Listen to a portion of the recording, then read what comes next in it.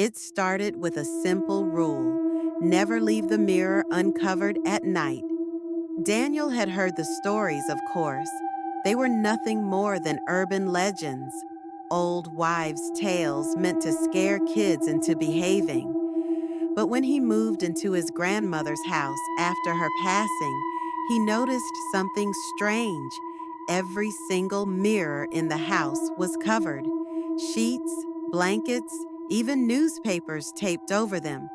At first, he found it amusing, but curiosity got the better of him. One night, ignoring the warnings, he pulled the covers off the bathroom mirror. And that's when it began. The first time, it was subtle. As he brushed his teeth, he saw his reflection blink half a second too late. Daniel frowned, stepping closer. The room was dimly lit, the old bulb flickering above the sink. Maybe he was just tired. He leaned forward, staring into his own eyes. Then his reflection smiled. Daniel's breath caught in his throat. He hadn't moved. He hadn't even twitched. And yet there in the glass, his reflection was grinning back at him. A slow, unnatural smile that stretched too wide. He stumbled back, knocking over the soap dispenser. His pulse pounded in his ears. The mirror was normal again. His face was his own. No twisted grin, no delay. Just his tired reflection. I'm seeing things. He convinced himself it was a trick of the light, stress, exhaustion. But deep down, something inside him whispered, "You made a mistake." That night, Daniel dreamed of the mirror. In his sleep, he stood in front of it, staring at his own reflection. Only it wasn't quite right.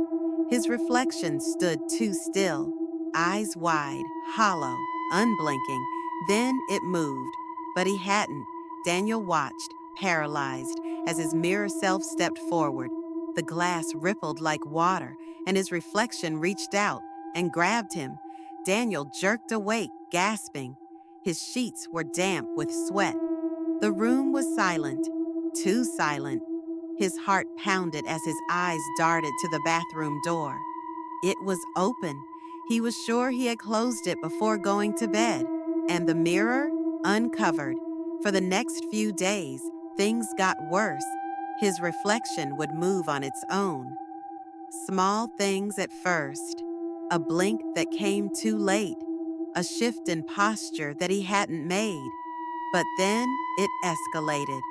One night, as he passed by the hallway mirror, he caught something out of the corner of his eye. His reflection had stopped walking. Daniel froze. Slowly, he turned his head to the glass. His reflection was staring at him, not at the real him, at his back, like it was looking at something behind him. A chill ran down his spine. He didn't want to turn around. He didn't want to see whatever it was. He squeezed his eyes shut. When he opened them, his reflection was smiling again. And then it waved. That was the breaking point. Daniel grabbed the biggest sheet he could find and covered every mirror in the house. That night, he barely slept. He kept waking up feeling watched. The air in his room felt thick, suffocating. At 3:12 a.m., he heard a sound, a soft, tearing noise. His stomach twisted. He knew exactly what it was, the sheet. Something was pulling it down. He stayed perfectly still, barely breathing. The room was pitch black, but he could hear shuffling. And then a whisper, "You can't hide forever." A rush of cold air brushed against his face. He wasn't alone.